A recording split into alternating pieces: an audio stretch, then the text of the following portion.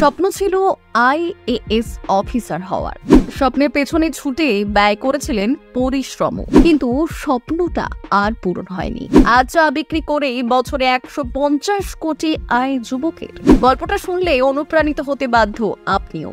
নিজের স্বপ্নকে বাস্তবে পরিণত করতে মাথার ঘাম পায়ে ছড়িয়েও যখন স্বপ্নটা পূরণ হয় না, তখন এখানেই সব শেষ, এই কথাটাই মাথায় আসে সকলে। অনেকে তো নিজেকে সামলাতে না পেরে একেবারেই ভেঙে পড়ে। তবে না ভেঙে পড়াটাই জীবনের সমাধান হয়তো না, এই কথাটাই বুঝেছিলেন এই ছেলেটি। তাই তো স্বপ্নের পেছনে দৌড়েও স্বপ্নকে সত্যি না করতে পারলেও আজ লাখ লাখ টাকার মালিক সে। ওই যে একটা কথা আছে না, সবকিছু সবার জন্য নয়, ঠিক তেমনই যেটা হয়তো আপনার ভাগ্যে নেই তা হয়তো পাওয়াটা খুবই মুশকিল। তবে যা আছে আপনার ভাগ্যে, যা কিছু আপনাকে এগিয়ে নিয়ে যাওয়ার জন্য সায় দিচ্ছে, তার পেছনে বরং একটু সময় ব্যয় করে দেখুন, হয়তো আপনার সফলতা আসবে সেই জিনিসের হাত ধরে। মধ্যপ্রদেশের রেওয়ার বাসিন্দা অনুভব দুবে পেশায় তার বাবা ছিলেন ব্যবসায়ী, তবে তিনি চাইতেন তার ছেলে ভারতীয় বায়ুসেনায় যোগ দিক। একসময় নিজের ইচ্ছেতে ইউপিএসসি পরীক্ষার প্রস্তুতি নিতে দিল্লি গিয়েছিলেন অনুভব, কিন্তু তখনও নিজের লক্ষ্য ঠিক করতে পারেননি অনুভব। বুঝে উঠতে পারেননি আদতে কি হতে চান তিনি।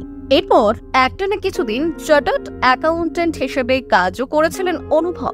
2016 সালে ইউপিএসসি পরীক্ষার পড়া ছেড়ে দেন অনুভব, শুরু করেন নিজের ব্যবসার ভাবনা। শুরু হয় ব্যবসা নিয়েই নতুন করে ভাবনা চিন্তা। একটি গার্লস হোস্টেলের সামনে প্রথম চায়ের দোকান খোলেন অনুভব।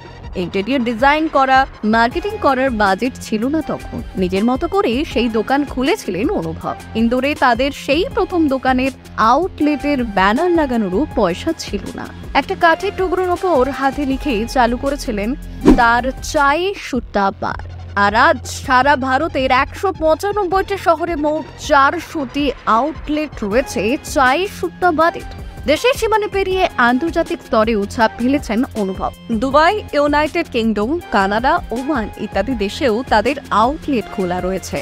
সারা বছরে অনুভবের এই চায়ের আউটলেটে 150 কোটি টাকার আয় হয়। এএস হতে পারেনি, সিএ পড়াও হয়নি, কিন্তু আজ অনুভব দুবের সাফল্যের এক অন্যতম দৃষ্টান্ত। বড় চাকরি নয়, উদ্যোক্তা হিসেবে সারা ভারতের কাছে নিজের পরিচিতি গড়ে তুলেছেন অনুভব। অনুভব যেন আরো একবার প্রমাণ করে দিল, যে কোনো সুযোগ, সে ছোট হোক কিংবা বড়, তাকে হেলাফেলা করো না, বরং ছোট থেকেই তাকে বড় করার স্বপ্ন দেখো। একদিন ওই ছোট্ট সুযোগটাই তোমাকে সাফল্যের চূড়ায় পৌঁছে দেবে। ব্যুরো রিপোর্ট, ভুবনগ্রাম সংবাদ।